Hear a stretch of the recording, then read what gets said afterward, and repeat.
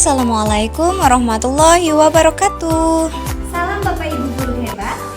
Kita harus memulai dari diri untuk menjadi guru yang tergerak, bergerak, dan menggerakkan.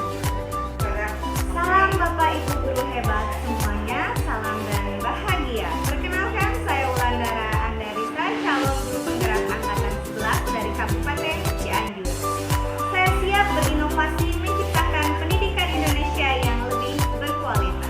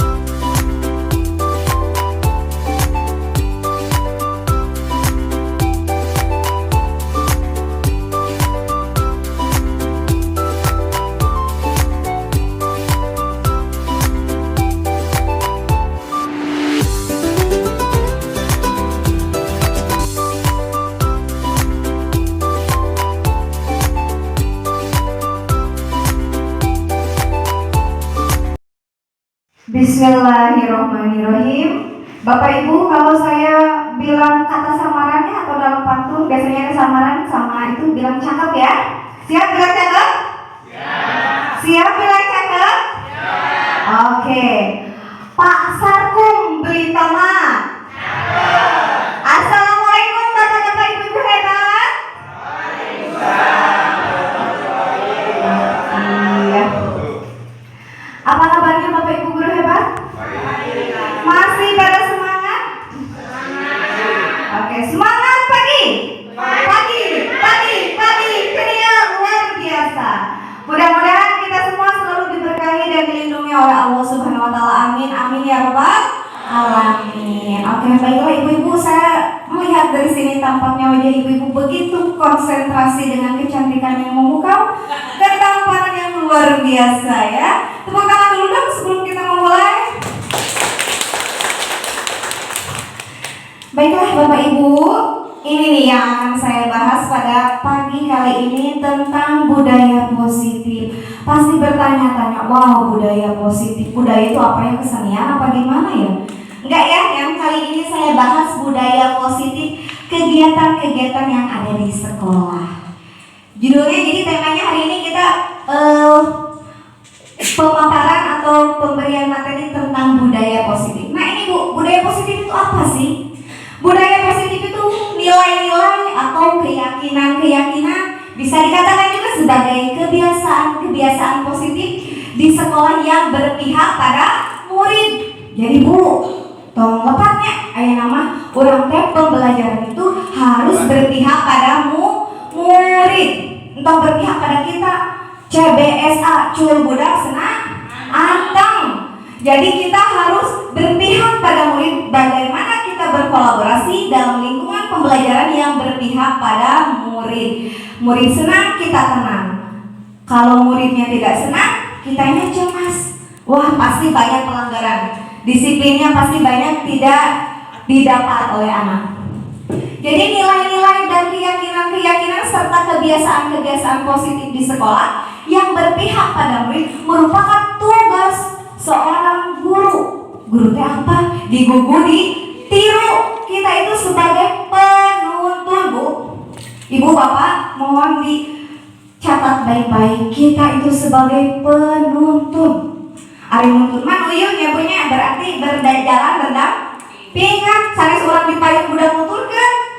Tetapi kita berjalan berdampingan dengan siswa sama-sama mencapai sebuah tujuan. Itulah namanya seorang guru. Guru itu penuntun. Menuntun dengan penuh kasih sayang. Jangan penuh ambek-ambekan. Ya, Bu sering masih soal ambek-ambekan? Sering suka marah-marah? Nah, sekarang ibu-ibu harus banyak tersenyum. Pertama, biar awet muda. Kedua, kenapa sering tersenyum? Anak senang kita awet muda, jadi dapatnya banyak. Nah, selanjutnya, tujuannya apa kita harus belajar budaya positif? Untuk menumbuhkan karakter positif pada peserta didik. Karakter positif, Bu, Pak. Sanes bukan negatif tapi positif yang kita bentuk. Tugas seorang guru dalam menuntun itu karakter positif. Karakter positif itu otomatis anak yang seperti apa? Disiplin ya punya. Disiplin. Selanjutnya apa lagi kalau di sekolah? Karakter positif anak. Bajunya suka dikeluarkan ya kalau di sekolah ini? Ada ya, sebagian ada yang suka dikeluarkan bajunya. Nah itu kita bentuk, tuntun supaya anak itu taat akan kedisiplinan, sadar diri ya, punya kesadaran. Jadi tujuan utama budaya positif itu menumbuhkan karakter positif dalam peserta didik. Nah itu tujuan utama budaya positif. Nah ini sebuah kata-kata yang saya senang ya dengan kata-kata ini. Kita tidak bisa mengontrol orang lain. Kita hanya bisa mengontrol diri kita sendiri. Nah, jadi kita sebagai guru tidak boleh kita mengontrol anak harus A, B, C, D. Tidak boleh. Kita itu hanya punya kewenangan mengontrol diri kita sendiri. Jadi kalau ke anaknya jangan dikontrol, tapi dituntun. Kita itu menyamarkan garis-garis yang samar-samar. Jadi anak itu sudah punya bakatnya masing-masing. Jangan sama kita itu di anak sukanya poli diarahkan ke sepak bola. Jadi kita itu menyamarkan, Bu. Anak mah kan udah punya kodrat alamnya masing-masing, punya bakatnya masing-masing. Jadi kita itu tugasnya hanya menyamarkan, menebalkan bakat itu yang tadinya samar menjadi tebal, yang tadinya nggak kelihatan samar-samar menjadi makin kelihatan. Itu tugas seorang guru. Kita tidak bisa mengontrol orang lain, kita hanya bisa mengontrol diri kita sendiri. Ingat ya punya, sekali lagi, jangan mengontrol siswa. Lebih baik menuntun ke jalan yang benar.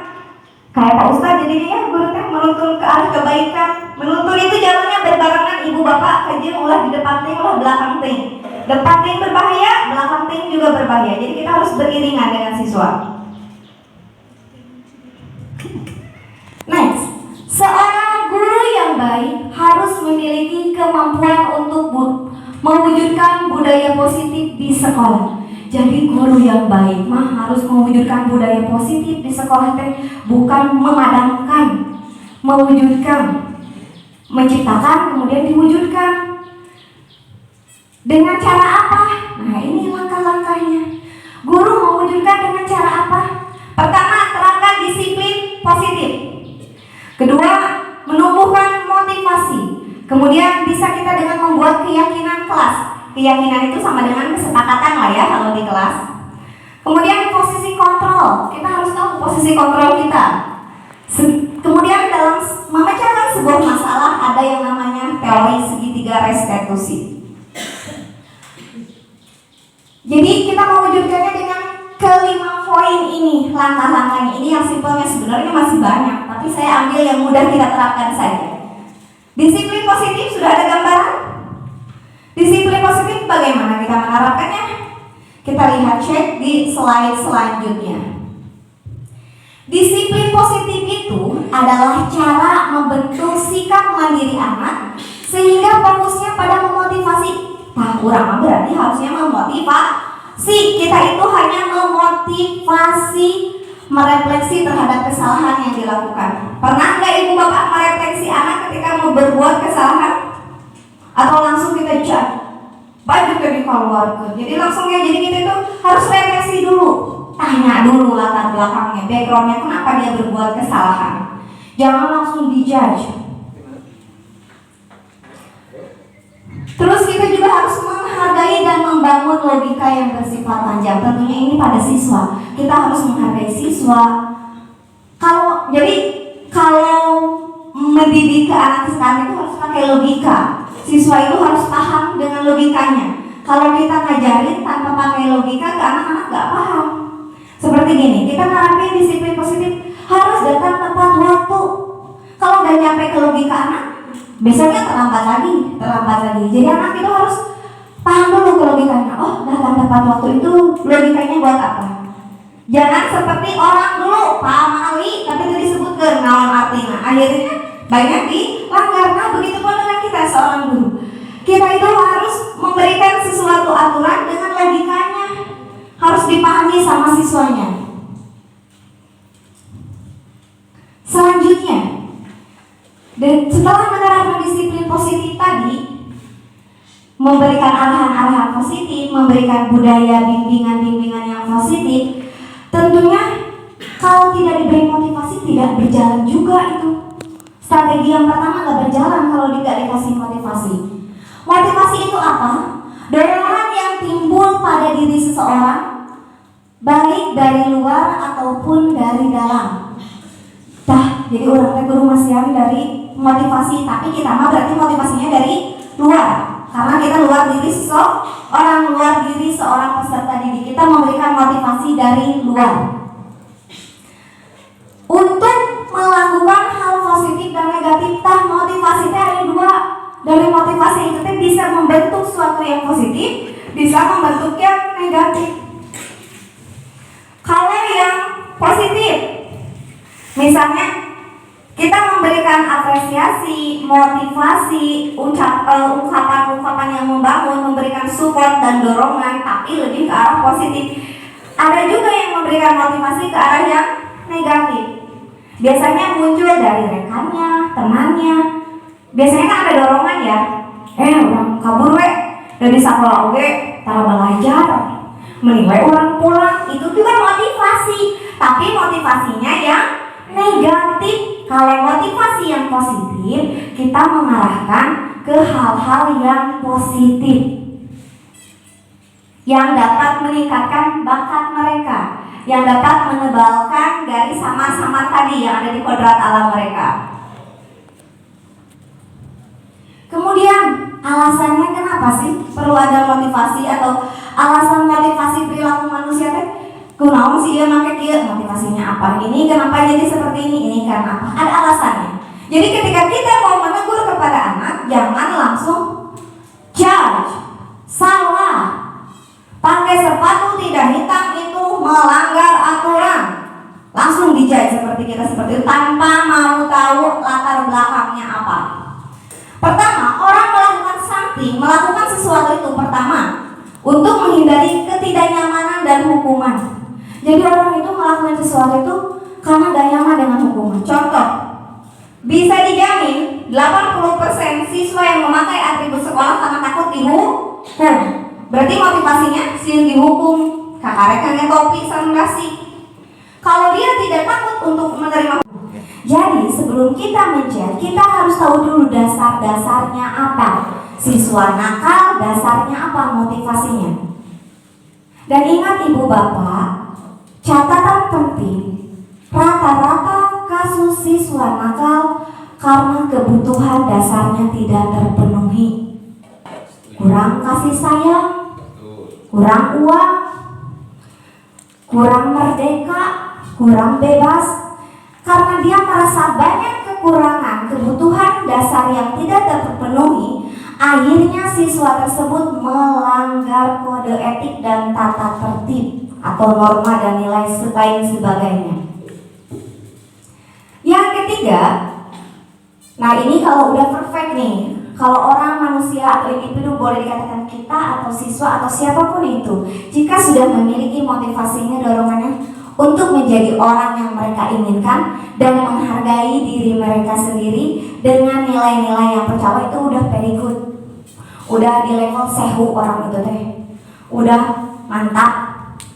Jika siswa melakukan sesuatu karena imbalan, tidak karena hukuman, tapi karena ingin menghargai diri sendiri, itu udah the best, udah bagus. Nah ibu bapak, motivasi perilaku manusia itu ada yang dari luar, ada yang dari dalam. Nah kalau yang eksternal, yang dari luar, yang tadi menghindari hukuman sama pengen dapat imbalan, itu dari luar.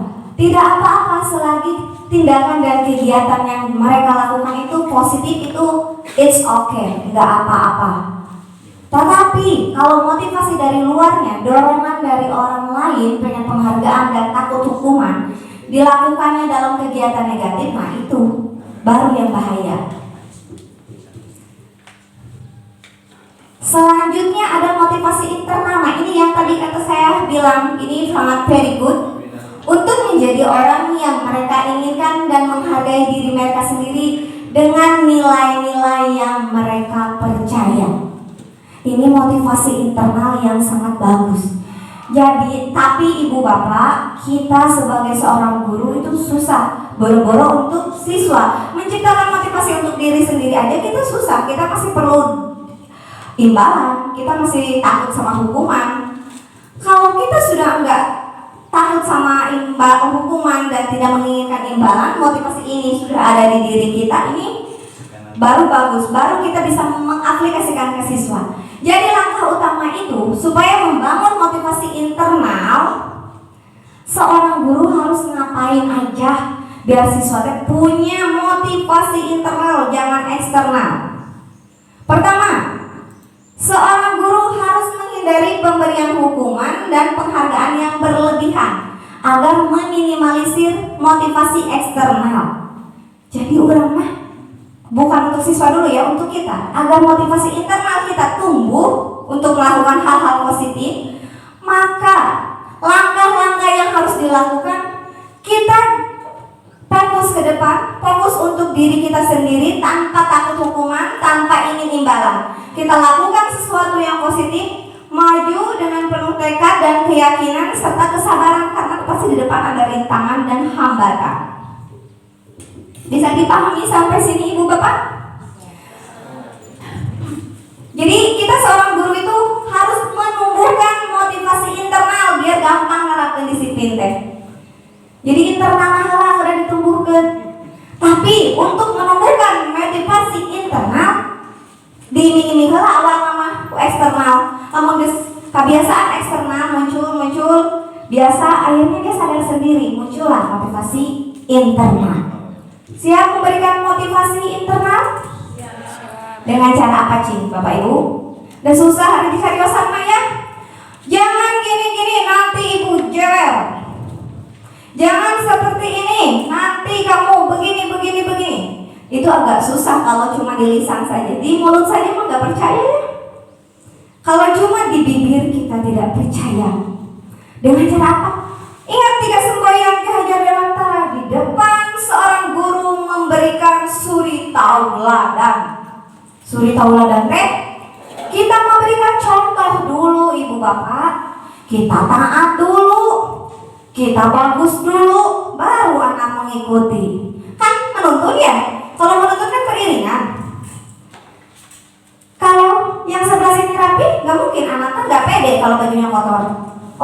sepinggir saya juga rapi.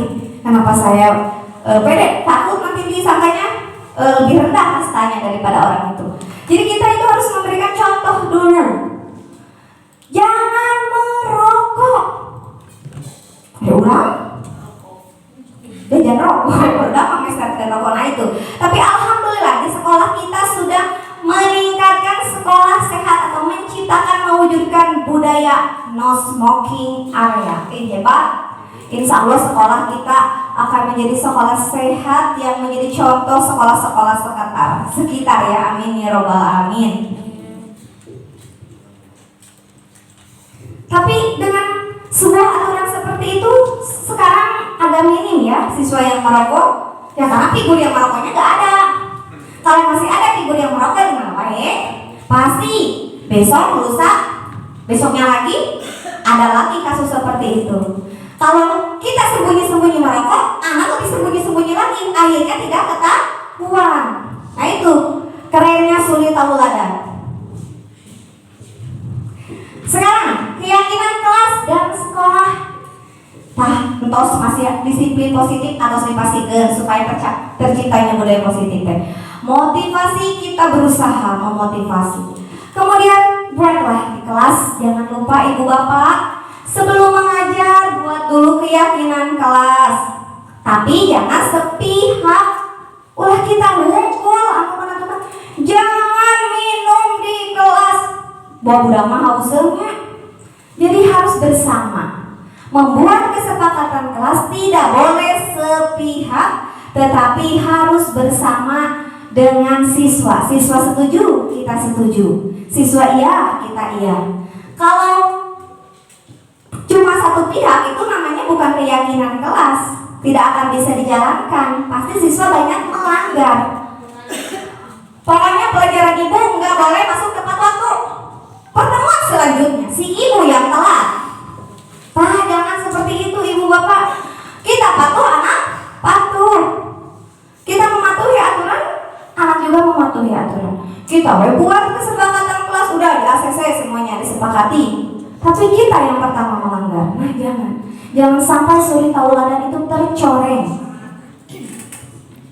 Jadi ingat ya, membuat kesepakatan dan keyakinan kelas itu harus kesepakatan bersama biar bisa dilakukan dan diamalkan bersama-sama tanpa banyak yang melanggar. Jadi kudu berbarengan ibu bapak ya membuat kesepakatan kelas itu. Boleh kita dengan cara yang kreatif, dikasih sticky note misalnya, kertas yang warna-warni biar anak lebih senang mewarnainya. So tulis kamu pengen seperti apa pembelajaran ibu, tulis sama anak, kumpulkan, kita kelompokkan, sepakati. Boleh seperti itu. Boleh juga kalau gak ada media cuma tangan tulis boleh. Pokoknya mah wajib no tawar-tawar ya, kesepakatan kelas wajib diaplikasikan karena mudah ya, mudah dibuatnya tapi susah dilaksanakannya. Dibuat aja dulu, insya Allah kita bisa melaksanakannya. Selanjutnya, di sekolah tidak ada yang namanya sekolah tanpa masalah. Di mana kita hidup itu lahir hanya untuk menyelesaikan sebuah masalah. Benar gak? Ada gak yang hidupnya gak ada masalah? Ayo tuh ibu bapak hari ini punya masalah? Ada pasti ya. Kita hidup diciptakan oleh Tuhan itu sebagai pemenang yang bertugas untuk memecahkan suatu masalah. Karena kehidupan kan tanpa ada masalah mah bagaikan sayur kurang garam. Nah, begitupun di sekolah, permasalahan pasti ada nih khusus ya untuk BK, wali kelas, kesiswaan ini pasti penting. Materi ini penting karena kita salah ketika menangani siswa yang bermasalah. Ada teori segitiga restitusi dalam penyelesaian masalah. Segitiga restitusi membantu murid menjadi lebih memiliki tujuan, disiplin positif, dan memulihkan dirinya setelah berbuat salah. Tahu? Memulihkan dirinya setelah berbuat salah, jangan menenggelamkan dirinya setelah berbuat salah. Kita harus memulihkan, jangan menenggelamkan. Udah masalah dijudge bebeakan sama kita sampai anak itu drop, gak punya tujuan lagi, gak percaya diri lagi. Jadi kita tuh memulihkan, menyembuhkan Bu. Kita seperti dokter kalau di sekolah, menyembuhkan siswa-siswa bermasalah dengan segitiga restitusi. Nah, dalam segitiga restitusi itu, guru tugasnya sebagai manajer. Sanes penghukum deui, sanes pembuat merasa bersalah, sanes teman deui, tapi sebagai manajer. Ketika manajer mah kan itu atasan, kan dia bawahan tengah-tengah. Ketika menyelesaikan masalah, guru itu sebagai manajer dengan 3 tahapan: menstabilkan identitas, memvalidasi kegiatan yang salah, dan menanyakan keyakinan. Tadi langkah-langkahnya ketika segitiga restitusi, anak dipanggil, kamu merokok duduk. Tanya dulu, stabilkan dulu identitasnya. Benar, ngerokok. Di mana? Lembut Bu, tong langsung datang budak amak, dipanggil orang amak, anak yang harupan, jadi ngegelut guru jeung budak. Jangan sampai seperti itu. Kita tarik nafas dulu. Kalau kita nggak bisa kontrol emosi, boleh pakai aromaterapi di ruangan BK, itu lebih bagus biar kita bisa mengontrol emosi. Jadi pertama itu harus menstabilkan identitas. Langkah pertama dalam menstabilkan identitas itu merupakan langkah pertama dari segitiga restitusi, yakni pada bagian dasar segitiga yang menstabilkan identitas.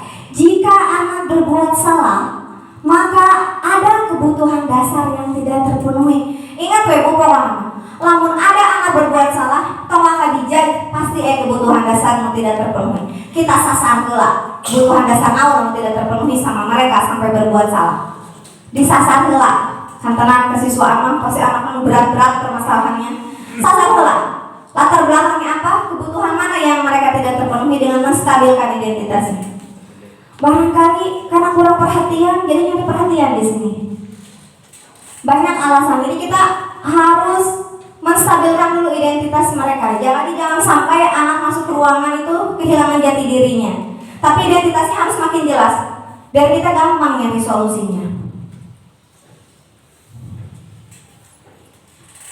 Kemudian memvalidasi kegiatan yang salah. Tah, ieu sok benten, sok rada lekat marosna. Konteksnya ke sana, tapi pertanyaannya salah. Terus hindari penggunaan bahasa Sunda yang kasar, karena kita bahasa pengantarnya bahasa Sunda. Jadi ketika memarahi anak, hindari nu kasar-kasar, lebih baik menggunakan bahasa Indonesia. Karena kalau bahasa Indonesia tidak ada bahasa kasar dan halus, jadi anak pun perasaannya biasa aja. Nah, ketika memvalidasi kegiatan yang salah, kita tanya dulu, sanes langsung disalahkan. Tapi merokok teh salah nyaho tuh. Kamu tahu tidak, merokok itu perbuatan yang durhaka, dikeji, dimurkai oleh Allah di sana kayak gitu. Saking marahnya kita. Kamu tahu nggak, mencuri pulpen teman kamu itu kegiatan yang bla bla bla bla bla, dengan emosi, dengan hardikan, dengan cacian dan makian. No, jangan seperti itu. Zaman sekarang itu jangan seperti itu. Ketika menghardik anak, ketika mau memanggil anak, memvalidasi kesalahan, tanya dulu. Barangkali anak itu sudah tahu bahwa kegiatannya salah, cuma masih dilakukan. Misalnya, bajunya dirapikan. Kamu tahu nggak baju yang bagus itu seperti apa? Tapi lembut, orang terulang tarik atau gimana? Nah, tuh ulang gitu ya orang melotot. Tapi lebih lembut. Tahu nggak baju teh kenapa harus dimasukkan? Tahu nggak alasannya? Ngobrol aja dulu, sharing aja dulu, memfasilitasi kesalahan sampai dia tahu, oh dia teh salah. Sampai muncul motivasi. Dari dialog kita itu harus memunculkan sebuah motivasi ke anak. Jangan dialog cuma-cuma tanpa motivasi. Jadi dialog yang kita sampaikan itu harus mengandung motivasi. Walaupun kita nanya kesalahannya, tapi anak sadar sama kesalahannya. Jadi bertanyanya harus pelan-pelan ya Ibu. Lembut, pelan-pelan, tanpa menyakiti perasaan. Ingat, kita menyelesaikan masalah bukan menyakiti perasaan. Ya, udah memang dia teh buka bobot hancur lebur perasaannya teh. Jangan sampai sama kita sebagai seorang guru perasaannya kita patahkan lagi. Tidak, kita menyelesaikan masalah bukan mencari masalah. Menciptakan masalah, orang teh Bu, menyelesaikan masalah anak, jangan menciptakan masalah baru buat anak. Jangan sampai mental anak itu roboh hanya karena lisan kita. Ingat Bu, ucapan mah lebih tajam daripada pembunuhan. Jadi kalau kita terlalu kasar, melukai hati itu lebih parah daripada melukai fisik. Betul gak Bu? Sakit hati obatnya lama nggak? Lama. Banyak korbannya di sini? Ya, ya gitu. Untuk menyelesaikan segitiga restitusi itu bukan hanya untuk siswa ke murid, guru ke siswa, tapi antar sesama guru juga. Kita kan tidak terlepas dari yang namanya masalah ya. Di sekolah pasti ada masalah, cekcok lah, beda pendapat antar guru. Ya itu menggunakan segitiga restitusi juga tepat. Kita menyelesaikan masalah tanpa mencari masalah. Menanyakan keyakinan. Nah kalau sama anak baru, terakhirnya ujung-ujungnya, tahu gak kesepakatan kelas mana yang adik langgar? Ya Bu, tahu. Apa? Tidak menghargai teman karena barusan saya nonjok teman. Nah, taruhlah kesepakatan kelas yang dilanggar. Makanya membuat kesepakatan kelas itu harus bersama-sama biar siswa tahu, kita tahu. Kalau kita yang buat mah, kamu udah macam pernah ada kesepakatan kelas. Ada barengan apa enak dan harus oke. Terang kesepakatan kelas yang kamu udah langgar. Oh iya Bu, tahu saya udah datang terlambat. Maaf ya Bu. Dimaafkan dong, kamu udah kos minta dihampura. Maafkan ya, wajib memaafkan itu wajib ya. Erema tos terang ya Bu, langkah-langkahnya ketika mau menyelesaikan masalah sudah ada gambaran. Pertama harus menstabilkan identitas, jangan sampai masuk ke ruangan identitasnya sudah drop. Kedua, memvalidasi kesalahannya. Yang ketiga tadi, apa yang ketiga tadi? Keyakinannya atau kesepakatan kelas yang kita tanya, konfirmasi kesepakatan kelas mana yang sudah dilanggar. Nah itu jadi 3 langkah itu ya. Tunggu gorowokan dia namanya, misalnya kabar teh. Panggil Bu Payang. Dan satu Bu, jangan menghardik anak di depan temannya. Di depan guru juga sebenarnya nggak boleh. Tunggu ragu Bu, udah kayak kesalahan teh. Hiji udah mau ngaku, di robrok ketiduran guru. Kok iya ditanya. Asal di pengadilannya. Jadi jangan seperti itu. Kalau ketika anak ada masalah, cari tempat yang tertutup yang dia terbuka untuk berbicara. Aja di tempat umum, di kantor, guru ke ngopi ge, ngedenger anu teu mematahan jadi mematahan. Asal benerna we hari tante ya. Nah, jadi jangan seperti itu ya. Kita itu tidak boleh seperti itu pokoknya sama ibu bapak ya. Kalau memarahi anak yang melanggar disiplin positif tadi, bawa ke ruangan yang tertutup, tanya baik-baik, stabilkan dulu identitasnya, tanya motivasinya apa, keyakinan kesepakatan kelas mana yang dilanggar. Jangan sekali-kali memarahi anak di depan orang lain, baik itu guru ataupun temannya, kecuali orang tuanya. Tadi manggil orang tua teh lamun tos aya obrolan, sudah ada obrolan kita dengan anak baru kita manggil orang tua. Sudah siap nama membimbing anak-anak bermasalah? Siap? Insyaallah besok tidak ada masalah lagi ya, karena kita kan yang menjadi suri tauladan. Kalau kita menjadi contoh, gak akan ada masalah. Insya Allah anak mengikuti, kan guru mah digugu jeung ditiru, jadi mengikuti perbuatan kita. Nah Bu, Pak, kemarin saya di modul pertama belajar tentang filosofi Ki Hajar Dewantara, kemudian nilai dan peran guru penggerak dan visi guru penggerak. Nah itu materinya berkaitan sekali antar ketiganya, sambung menyambung menjadi satu. Budaya positif, kalau untuk filosofi Ki Hajar Dewantara, dengan menjalankan budaya positif di sekolah, maka akan mudah tercapainya tujuan pendidikan sesuai filosofi Ki Hajar Dewantara. Saya kilas sebentar dulu. Pendidikan menurut Ki Hajar Dewantara itu yaitu kita diibaratkan kita itu sebagai seorang petani yang tidak boleh kalau kita menanam padi tapi kita menginginkan jagung. Orang melapari tapi yang jagung menjadi tidak boleh. Jadi kita itu harus memelihara kodrat alamnya anak sesuai dengan kodrat zaman. Jadi Ki Hajar Dewantara walaupun pemikirannya zaman dulu di tahun berapa, tapi masih relevan dengan tahun sekarang. Karena pendidikan Ki Hajar Dewantara itu dengan pendidik tiga semboyan itu ya, yang terakhirnya Tuturi Handayani yang masih digunakan sampai sekarang. Dan yang paling, kalau di depan guru menjadi suri tauladan, di belakang memberikan support dan dorongan. Nah, support orang teh Bu, mau bareng motor didukung, tidak dijatuhkan. Masih contoh ongko, disupport ongko. Nah itu kalau Ki Hajar Dewantara. Mudah-mudahan kita menjadi bagian daripada guru yang diharapkan oleh Ki Hajar Dewantara dengan mengutamakan menuntun. Jadi kalau ada kata-kata menulis di kertas kosong, itu teh tidak relevan Bu. Dan anak mah bukan kertas kosong, udah punya bakatnya yang harus kita tebalkan. Bukan kertas kosong, nusa enak jidat kita coret-coret merah, hitam, kuning, tidak. Anak mah ada potensi alamnya yang harus kita tebalkan. Kemudian kaitan budaya positif dengan ini masih Ki Hajar Dewantara. Nah, dengan nilai dan peran guru penggerak. Guru itu cenanya memiliki nilai-nilainya. Nilainya harus berkolaboratif. Orang teh kudu berkolaborasi guru teh ya. Jadi koherensinya, sambungannya antara budaya positif dengan nilai dan peran guru penggerak. Budaya positif akan terwujud jika seorang guru memiliki nilai-nilai dan peran guru penggerak.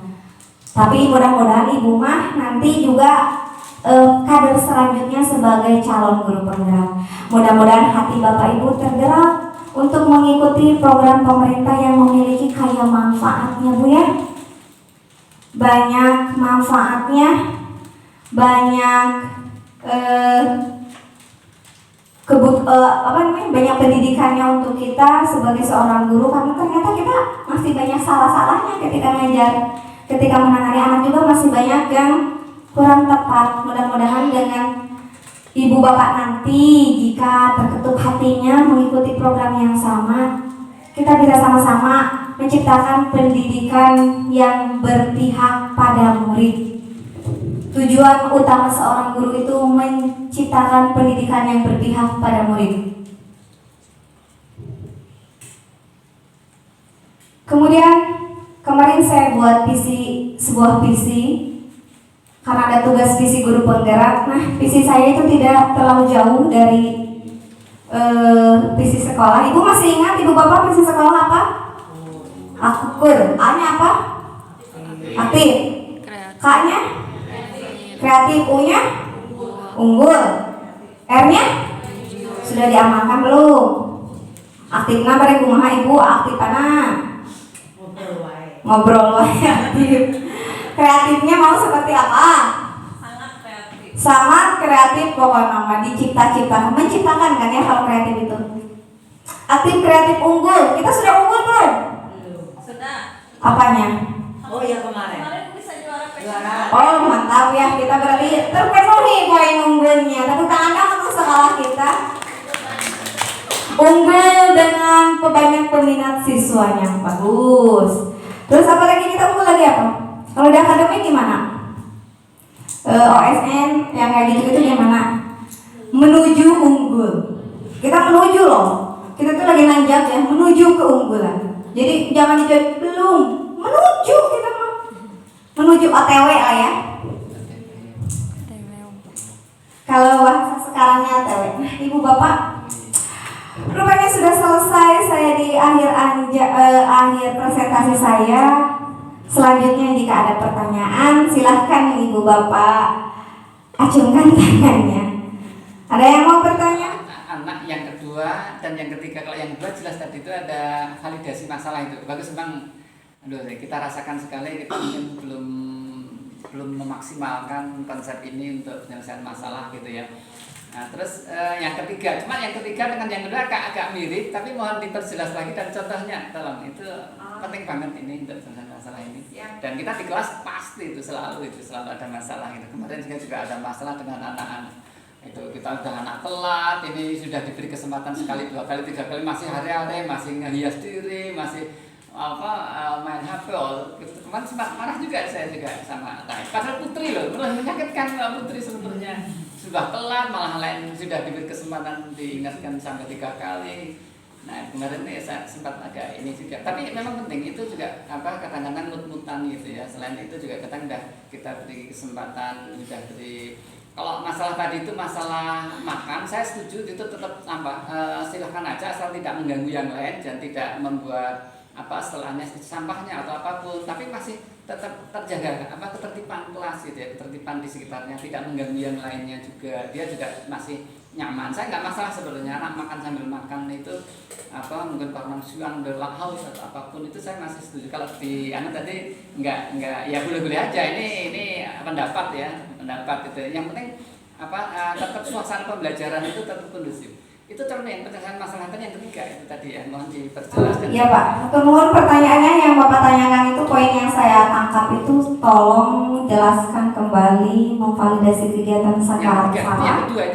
Dengan yang ketiganya menanyakan keyakinan, itu differentnya apa, perbedaannya apa, gitu ya Pak? Oke, kalau memvalidasi yang salah ini sebenarnya dipraktekkan langsung dengan dialog Pak. Jadi memvalidasi kesalahan itu menanyakan kesalahannya ke anak, tapi bukan kita yang ngejudge kesalahannya, tapi kita konfirmasi ke anak, benar gak kamu ngerokok, tapi kata-katanya lebih halus lagi. Jadi supaya anaknya entah langsung disalahkan, divalidasi dulu kesalahannya, tapi jadi anak tahu sadar dengan kesalahannya. Itu memvalidasi kegiatan yang salah, tapi dengan dialog nantinya mah kondisional aja kalau dialognya mah, yang penting tidak menyakiti perasaan anak. Yang ketiga, terus yang ketiganya tadi yang kedua udah bisa dipahami. Iya. Kalau yang pertama tadi kan Nah, setelah anak tahu Pak salahnya apa, terus saya kesadaran, baru kita menanyakan keyakinan dengan umpan balik. Pertanyaannya biasanya seperti ini, kesepakatan kelas mana yang sudah dilanggar.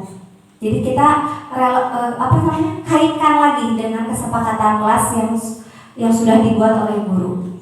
Jadi kita menanyakan, kalau tadi mengharuskan kesalahan, supaya anaknya tahu di aturan mana yang sudah dia langgar. Nah ini kita harus dengan keyakinan, menanyakan keyakinan. Bisa dipahami? Ada perbedaannya. Kalau tadi memvalidasi kesalahan dengan menanyakan kesalahan dia pelan-pelan tanpa menjudge, dengan dialog-dialog yang lembut tanpa menghardi. Kalau menanyakan keyakinan mah flashback lagi, ingat-ingat sama kamu, kesepakatan kelas mana yang sudah kamu langgar. Kata anaknya, oh ya Bu, saya datangnya terlambat, di kesepakatan kelas gak boleh terlambat. Tahu itu salah? Ya Bu, tahu itu salah. Mau seperti apa kalau kamu ke depannya kalau sudah tahu salah? Oh iya Bu, saya tidak akan mengulangi lagi. Itu jawabannya yang diharapkan. Tapi anakmu biasanya rada-rada menyimpang, makanya kita harus arahkan lagi supaya jawabannya ke sana. Bisa dipahami Bapak? Oke, next question. Apa Bu? Seperti yang kita ketahui, di sekolah ini untuk menumbuhkan disiplin kepada ketika harus menerapkan adab atau perilaku yang positif itu cukup sulit. Tugas guru yang paling sulit menurut saya adalah itu ya, menurut saya, karena adab lebih tinggi daripada ilmu. Untuk menumbuhkan disiplin ini perlu juga ditumbuhkan yang namanya kesadaran kepada siswa itu sendiri untuk selalu disiplin. Yang ingin saya tanyakan, bagaimana cara menumbuhkan kesadaran kepada siswa untuk selalu berdisiplin di sekolah maupun di sekolah ataupun di lingkungan masyarakat? Terima kasih pertanyaannya ya. Itu PR banget buat kita, bagaimana sih kita menumbuhkan disiplin, kesadaran untuk berdisiplin diri terhadap anak, baik di sekolah ataupun di lingkungan masyarakat. Kalau saya, karena saya sudah mempelajari teori filosofi Kiai Jadewantara dengan 3 semboyannya, itu dulu saya ambil yang pertama dulu. Untuk menerapkan disiplin, saya tidak mau anak didik saya disiplin, tetapi saya pengen diri saya dulu yang disiplin. Jadi sayanya dulu yang harus disiplin. Biarkan anak melihat saya disiplin.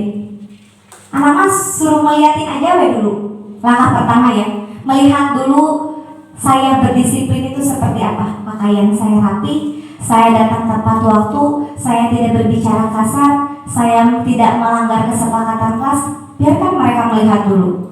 taruhlah ya, 1 bulan mereka melihat dulu progres kita. Kita lihat hasilnya apa dari kita disiplin. Mungkin dari 100% ada minimal 40% lah ya yang mengikuti kita. Oh, si ibu lagi disiplin, jadi miring-miringan. Tapi sisanya kan belum lagi ibu ya. Pasti belum, nggak semua dong, nggak total semua langsung disiplin dengan memberikan contoh saja. Nah, langkah selanjutnya kita bisa membuat kesepakatan kelasnya dulu, ditingkatkan, diingatkan, dibikin ya bu ya, rutin kita bacakan. Kan jangan masuk dari sini keluar dari sini. Jadi kalau sering mah minimal ada yang menempel gitu ya, 1. Kita sering habitation, kita sering diulang-ulang hal-hal positif yang diulang-ulang. Jadi anak itu merekam di memorinya. Oh tahu. Kan kalau keseringan diomel nggak enak ya bu. Baju masuk ketemu lagi sama saya, bajunya rapikan, ketemu lagi bajunya rapikan. Lama-lama bosan dibawel-bawel ke guru atau sering diingatkan terus sama guru, lama-lama dia juga sadar sendiri. Tapi posisi yang paling penting itu ketika meningkatkan sebuah kedisiplinan pada siswa, kita sebagai guru harus memposisikan diri sebagai seorang manajer, bukan penghukum. Jadi tolong serta-serta dihukum ke anak tapi lebih dibimbing, lebih dituntun, biar anaknya enak. Lama diseselan mah boro-boro yang ngabuku, boro-boro pengen mengikuti, yang ada marah. Diseselan A pasti marah, diseselan B pasti marah. Kalau kita ngobrol baik-baik, diskusi bu, berkolaborasi dengan anak, berdiskusi, ngobrol santai dari hati ke hati tentang kedisiplinan. Kalau kita sudah mendapatkan hati seseorang, pasti orang itu akan mengikuti apa kata kita. Kalau kita nggak dapat hatinya bu, berburu jantungnya, hatinya belum tentu dapat. Mau sekata anak sama kita. Jadi kita harus banyak berinteraksi dengan siswa, sering ngobrol dengan siswa, sering berdialog dengan siswa. Ulah sirku masalahnya, jangan takut sama kalau dia mau tukang buat kerusuhan, jadi kita malas berhubungan sama dia. Jangan ditinggalkan. Siswa yang bermasalah, yang melanggar disiplin positif itu jangan ditinggalkan. Dirangkul, banyak didekati, banyak komunikasi. Kalau dengan komunikasi kan apa-apa lancar ya bu. Yang bikin salah paham itu karena tidak terjalin komunikasi dengan baik. Jadi ibu bapak harus meningkatkan komunikasinya dulu dengan anak biar kita tahu, oh kebutuhan dasarnya ternyata anaknya bisa seperti itu tidak terpenuhi. Oh mamahnya kerja jadi TKW, bapaknya meninggal tinggal sama neneknya, jadi anak itu kurang perhatian, jajannya kurang, makanya dia suka malak karena dia tidak punya uang buat jajan. Oh anak itu suka banyak suka mecahin kaca, berantem gitu ini karena emang gak ada didikan dari orang tuanya. Nah kita baru memposisikan diri sebagai orang tua mereka, jangan sebagai orang lain. Posisikan diri kita sebagai orang tua mereka yang memberikan arahan dan bimbingan kepada peserta didik itu. Kalau kita udah tahu kebutuhan dasarnya, itu mah contohnya kalau kebutuhan dasarnya emang kurang kasih sayang, berarti kita yang memberikan kasih sayang kepada anak. Dapetin hatinya, baru petik jantungnya, tapi jangan dibunuh. Kalau ada jantungnya dipetik, hidupkan kembali dan berdetak. Bisa dipahami ibu? Pertanyaan terakhir ya ibu. Apa Pak? Terima kasih. Saya sangat setuju gitu ya, tadi ada kata-kata bahwa guru itu harus menjadi suri teladan sebagai contoh buat anak-anaknya gitu lah ya. Jadi untuk mendisiplinkan siswa ya setidak-tidaknya kita dulu yang sebagai contoh buat anak. Katakanlah misalkan untuk jam awal misalkan ya, jam awal kan kebanyakan anak pada kabur, pada nggak masuk. Coba kalau kita contohkan jam awal misalkan jam pertama ya, semuanya guru ada terus pada masuk semuanya, kayaknya berkurang gitu anak yang pada berkeliaran di luar. Saya yakin seperti itu ya. Untuk saya pernah mencipta kalau di sini kan kayaknya sekolahnya banyak gitu lah ya. Katakanlah waktu saya lagi di Sinan Barat, sekolahnya kan cuma sedikit.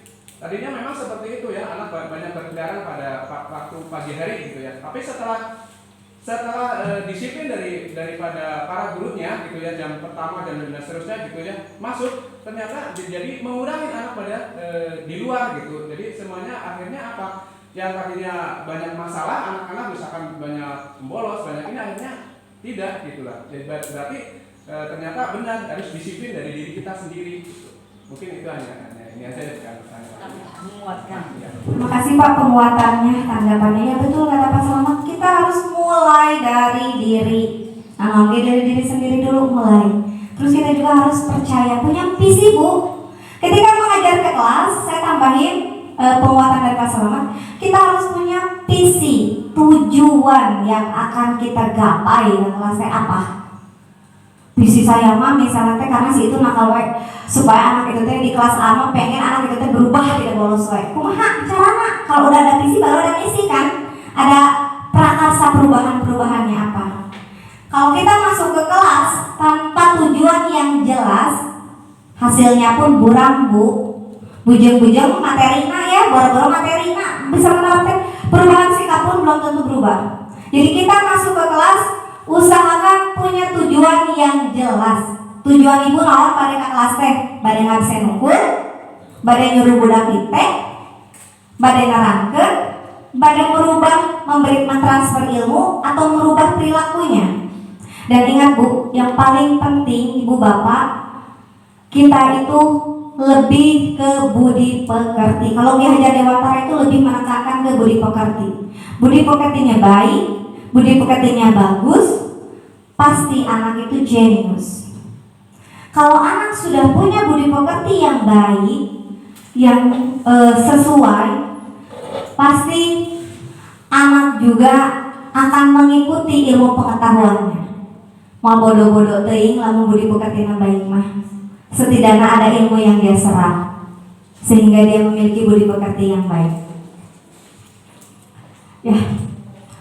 Jadi kesimpulan dari saya Ibu Bapak untuk presentasi kali ini, kita memulai dari diri untuk menciptakan sebuah budaya positif yang ada di sekolah.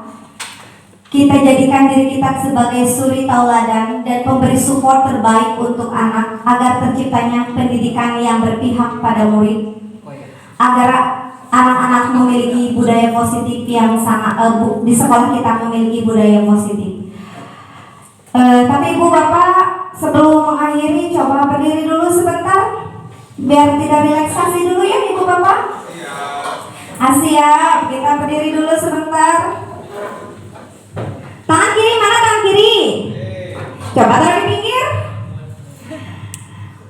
Tangan kiri di pinggir digerak-gerakan. Trek ya. Kalau ada trek berarti bergerak ya tangannya biar tidak cangkel.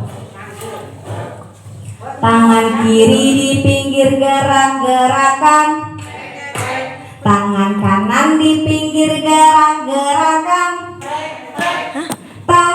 Dua tangan ke atas kan, jangan lupa tepuk tangan. Coba kita tepuk semangat dulu. Tepuk semangat. Semangat. Oke, silahkan duduk kembali Ibu Bapak. Untuk mengakhiri pembicaraan kita pada kali ini, saya punya sedikit, tadi kan diawali dengan pantun ya? Boleh kita menumpang mandi? Kalau ada umur yang panjang, boleh kita berjumpa lagi. Si Anda beli tomat? Tomat dibeli ada 4. Semoga ilmunya bermanfaat di dunia juga akhirat. Amin ya Rabbal alamin. Wassalamualaikum warahmatullahi wabarakatuh.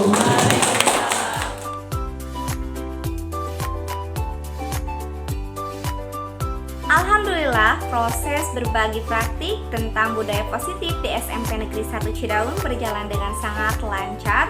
Dan mudah-mudahan apa yang telah saya sampaikan terhadap Bapak Ibu Guru SMP Negeri 1 Cidaun, khususnya tentang budaya positif, dapat bermanfaat dan dapat mereka aplikasikan di sekolah kami. Mudah-mudahan dengan cara berbagi praktik ini, saya lebih mudah untuk berkolaborasi, bersinergi, membangun sekolah yang memiliki budaya positif yang bagus. Terima kasih, dengan program CGP ini, saya diberi kesempatan untuk berbagi praktik terhadap guru-guru SMP Negeri 1 Cidaun. Mudah-mudahan saya dapat memberikan perubahan positif untuk sekolah tercinta SMP Negeri 1 Cidaun. Terima kasih.